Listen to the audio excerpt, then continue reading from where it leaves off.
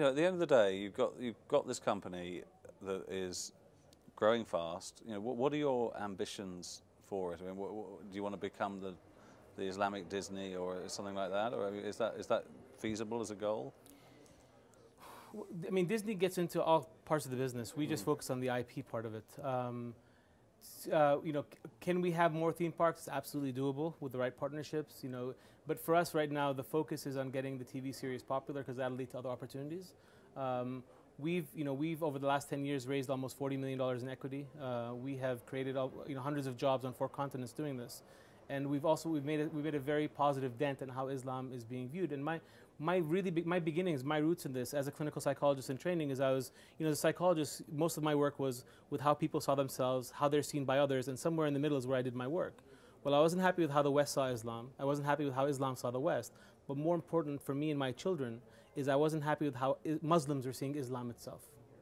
And that's where I want to do my work. So in terms of kind of making a dent on how that's perceived, that's my end game.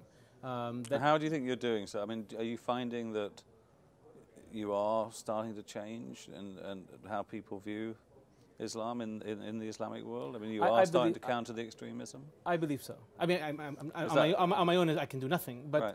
But the more people kind of see that this is a project that has survived, it's okay, it's supported, the more other people kind of come up with their own stuff. Because for me, the end game is if you have enough arts and culture stuff that's based on the religion, that's secular in nature, that's the only thing that's going to curb the extremism tide. That's the only thing. Because if you link other stuff to the same source, then they're just one more voice and they get averaged out.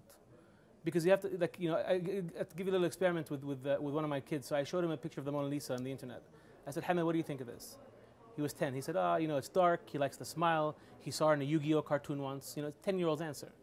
And I said, what do you think of this? I showed him a picture of Islamic art up on my wall, which is calligraphy from the Quran. And he said nothing. And I said, what's the matter? You gave me your opinion on the Mona Lisa. You're not giving me your opinion on this.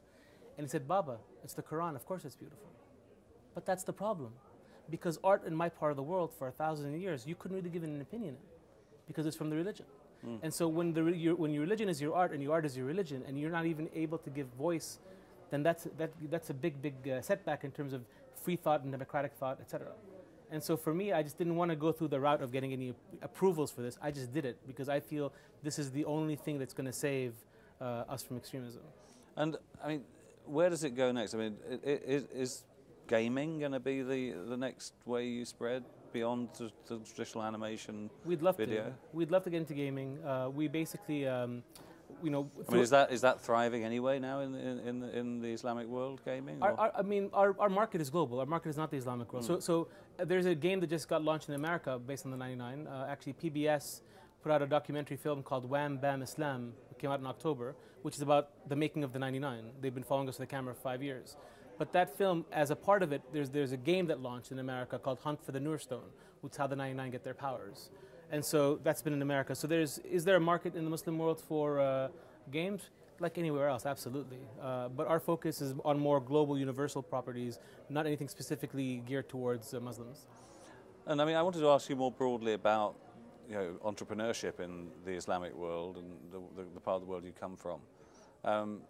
And I guess to some extent to connect it to the Arab Spring and this sense of political change that seems to be coming to some extent to do with social media and also a younger generation wanting a more entrepreneurial world. I mean, how do you see those changes working out? Do you think there is going to be a very different culture towards business, towards democracy in your region that's going to transform things?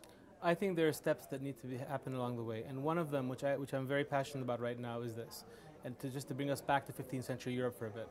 So Europe woke up when King Henry really wanted that divorce and translated the Bible into English, right?